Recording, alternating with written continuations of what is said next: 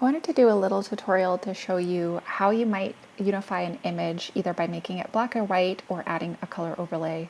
I'm just going to open up the portfolio file. In this I have altered the images. I've taken 3 images from 3 different students and I've given them the same color overlay in Photoshop. And you can see that even though they're all from different people and they're all different sizes, they read the same because they have this unique color overlay.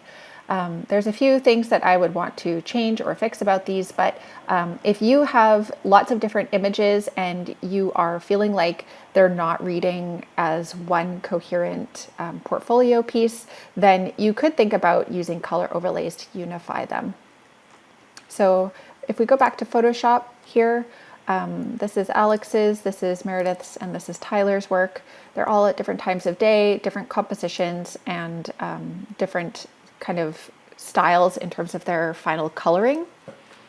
Now this one is a bit unique. It came in as an index file. If you ever encounter an index file, you'll know that it's not able to be unlocked and you can't duplicate it. But what you can do is select it, Control A, copy it, Control C, create a new file, Control N.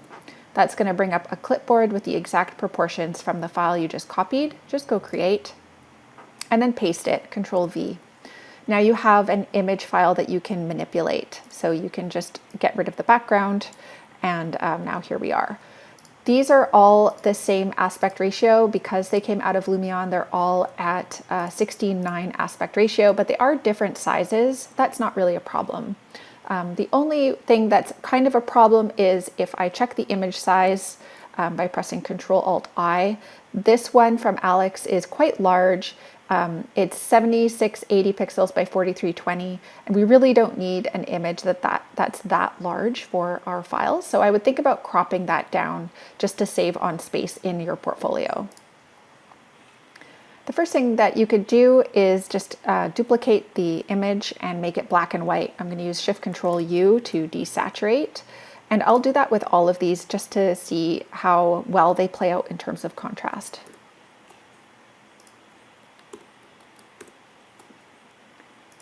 So the difference between this one and this one is pretty drastic. This image doesn't have a lot of contrast in the lighting, and that's probably just because it's a night scene and that night lighting is a bit difficult to navigate. So I would want to make a few changes to this image just to bring it up to the same level of contrast as the others. I'm going to duplicate this again by pressing Ctrl-J, and then I'll go to Screen and maybe push that back a little bit. And then I'm going to duplicate that again and put it to soft light 50%. And now if I look at the degree of contrast, this should be 100. If I look at the degree of contrast between these two images, they're much more similar than they were before, and this one as well. This one's fine. So I will select all of these and just merge them together to create one black and white image. And then if I wanted to use them just like this as black and white images, that would be totally cool. They actually read really beautifully, I think. There's a lot you can do when you have a black and white and a color image. For example, if you wanted to put a layer mask on here and draw somebody's attention to a particular feature, you could use, let's see, you could make a selection. Let's say you wanted to focus their attention onto this area here. You could delete that from the layer mask and have a color call out for a particular feature. Maybe you want to call out some type of planting or something like that. You can use color and black and white overlays really effectively in your portfolios to highlight or downgrade certain elements. So maybe I want to tone back this black and white to 75% and just make that fade back a little bit more. There's a lot you can do just between black and white and color, as you see. But for now, let me just ignore this layer mask and pump this back up to 100. And I'm going to show you a simple way to do some color overlays. So probably the simplest thing to do is on either a black and white or a color image, it doesn't really matter. You can duplicate it and then go Control-Alt-U to bring up the Hue Saturation Panel. And if Colorize is turned on, then this will allow you to use this slider to control the color that is overlaid onto the file. And you can also control the saturation.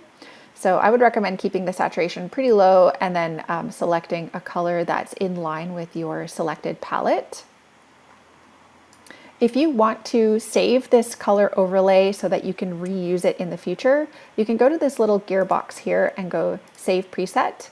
And you might want to just navigate into your portfolio and into your graphic assets and use save the overlay here. So I've saved one called Blue Overlay, which means I can call that up again in the future whenever I want. So I am going to use that blue overlay.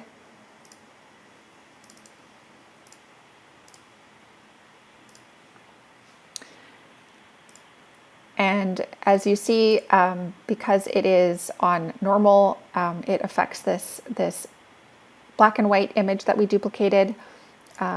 If I wanted to tone it down a bit, I might set that to color and turn this down to 50%. And then we just have more of a subtle color overlay.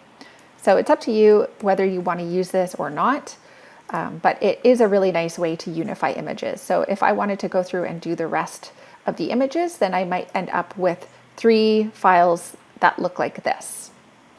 Now, once you've placed these in your InDesign document, you might notice that you still need to do some adjustments. So for example, for this one, the project title is overlapping, which is fine, but this corner is pretty dark. You can't really see the text beyond. So you can use a tool that is the gradient tool in InDesign over here.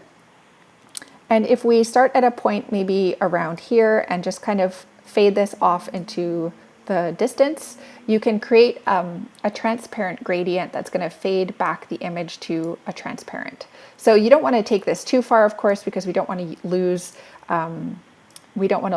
like the quality of our image. So you might just have to like kind of play around with what the right degree is. But if you need to adjust your image within InDesign, you can totally do that. It doesn't actually change the image itself. It just applies a transparent overlay onto the image as it's placed in InDesign.